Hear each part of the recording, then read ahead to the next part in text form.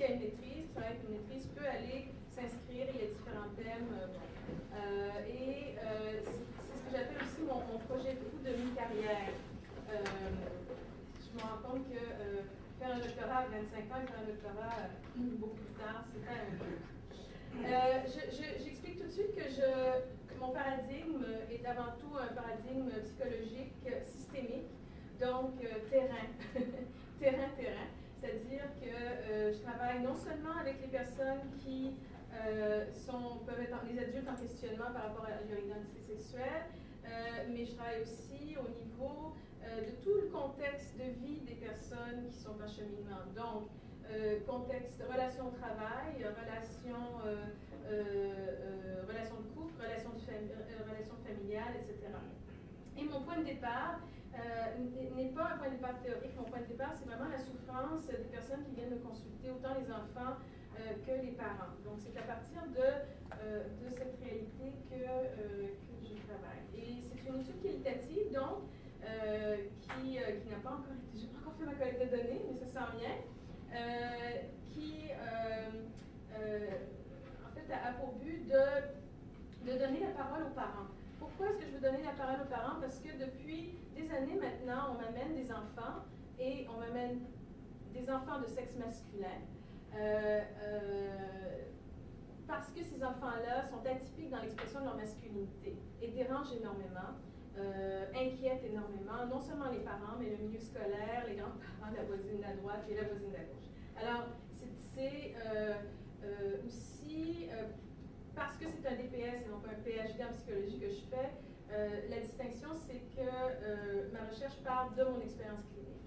Et on a beaucoup parlé de ces parents-là, mais on leur a en fait jamais donné la parole à eux pour parler de leur expérience. Il y a une autre collègue à moi à San Francisco qui est en ce moment en train de faire un cheminement semblable, mais elle se concentre plus sur les adolescents. Ce qui m'intéressait, c'était les enfants préadolescents. Je vais vous expliquer pourquoi. Alors, pourquoi les parents? Parce qu'ils ont un rôle déterminant quant à la sécurité et le bien-être de leur enfant atypique dans l'expression de sa masculinité. C'est très simple. Un enfant de 5 ans, 6 ans et 7 ans n'a absolument aucun pouvoir dans la société de déterminer quoi que ce soit par rapport à ses choix d'habillement et d'expression de genre. Les parents sont vraiment la variable significative par rapport à la façon dont cet enfant-là va être traité dans le milieu scolaire, milieu psychiatrique ou non, etc.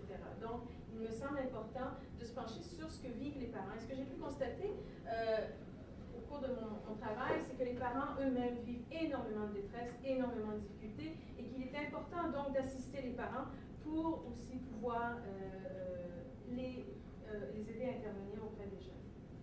Alors, la question de recherche, j'ai mis question au pluriel parce qu'ensuite j'ai enlevé mes sous-questions parce que j'ai vu le peu de temps que j'avais et que j'ai trop de diapos, évidemment, comme d'habitude.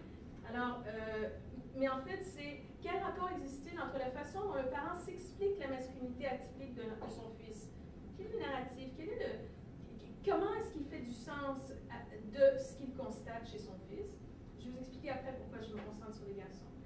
L'expérience affective du parent, qu'est-ce que ça lui fait vivre? Et ensuite, à partir de là, quels sont les gestes concrets qu'il pose ou qu'il ne posera pas par rapport à cet enfant? Contexte des questions de recherche. Alors, l'expression de genre atypique peut être définie de la façon suivante. L'absence relative de caractéristiques masculines et la présence relative de caractéristiques féminines. Alors, on parle de deux échelles. Et cette idée de deux échelles nous vient d'une psychologue américaine qui est vraiment très connue dans le domaine, qui s'appelle Sandra Bem. Et Sandra Bem a créé un inventaire qui s'appelle le Bem Sex Role Inventory, qui est utilisé, c'est peut-être l'inventaire le plus utilisé en recherche quand on parle d'identité sexuelle ou d'expression identitaire. Et alors, c'était aussi à partir de...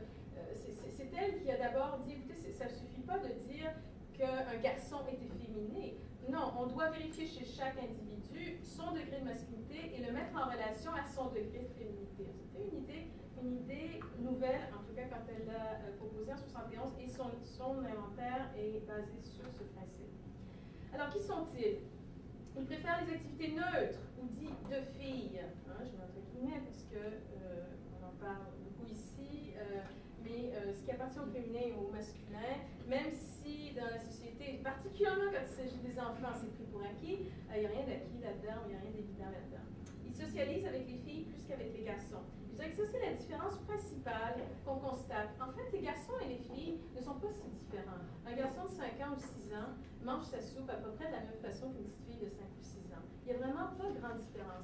Le seul endroit où on voit une différence marquée au niveau de l'expression identitaire chez les enfants de cet âge-là, dans ces âges-là, c'est au niveau de la socialisation. Typiquement, un garçon va socialiser en plus grand groupe, dans des petites gangs de garçons de 6 ans, 7 ans, 8 ans, et les thèmes des jeux vont être beaucoup plus souvent compétitifs et hiérarchiques. Chez les petites filles, c'est plutôt des diades ou des triades, et ce sont des jeux qui reproduisent la vie quotidienne. On joue à la maman, on joue à la poupée, et on joue à l'école. Donc, mais c'est à peu près la seule distinction qui tient par rapport à la différence entre les garçons et les filles dans ces âges-là. Et ce qui est très intéressant, ces idées-là nous viennent d'une chercheuse du nom de Eleanor Maccoby. Eleanor Maccoby qui, depuis 20 ans, fait de la recherche sur le développement identitaire et l'identité sexuelle chez les enfants, et qui a trouvé chez les autres primates, bien sûr, chez les autres primates, des différences semblables, en fait, que chez les chimpanzés, gorilles, etc., on voit aussi des distinctions entre les mâles et les femelles par rapport à la socialisation. Autrement, pas de grande différence. Intéressant. Et pourtant, on en met des différences. On s'attend